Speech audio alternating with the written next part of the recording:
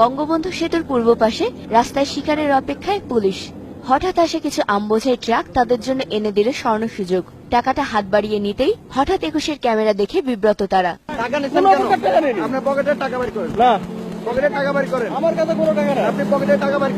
আর প্রশ্নের মুখে তাই পালালেন অফিসাররা।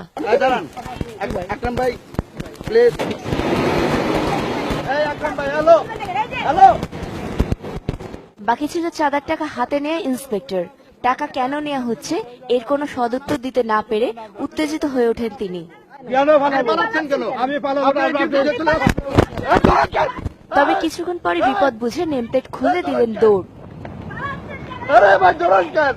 এ বিষয়ে বঙ্গবন্ধু সেতু পূর্ব থানার ওসিকে জানানো হলে তিনি ব্যবস্থা নেবেন বলে জানান। যদি তারা কোনো অনৈতিক কাজ করতে তার বিরুদ্ধে অবশ্যই আইনগত ব্যবস্থা গ্রহণ করা হবে। এদিকে একই ট্রাক গাবতলী বেড়িবাঁধের মুখে এলে সেখানে আবারও হাতে নাতে ট্রাফিক পুলিশের চাঁদাবাজি ধরা পড়ে ২১-এর ক্যামেরায়। এ বিষয়ে কথা বলতে চাইলে প্রথমে এড়িয়ে এবং পরে দৌড়ে মুখ রক্ষার চেষ্টা করেন এই পুলিশ। দৌড়াচ্ছেন কেন? আপনি দৌড়াচ্ছেন কেন? আপনি যদি কিন্তু তাতেও কোনো লাভ না হয় ক্যামেরার উপর হামলা চালায় এই পুলিশ। পরে জনরোষে পড়ে নিজেই পালানোর পথ খোঁজে সে।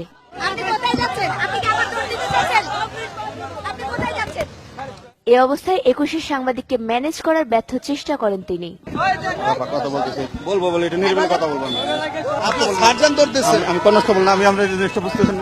কিন্তু জনগণের মুখোমুখি হয়ে ভীত সে খোঁজে বাঁচার উপায় ট্রাফিক সার্জেন্টকে, কিন্তু সে পালিয়েছে আরো আগেই।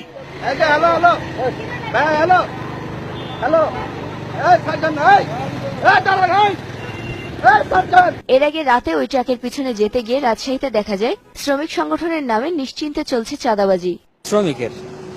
শ্রমিক চালা এটা হলো পাবলিক গাড়ি, যেগুলা এদের গাড়ি থেকে নেওয়া হয়। শ্রমিক কল্যাণ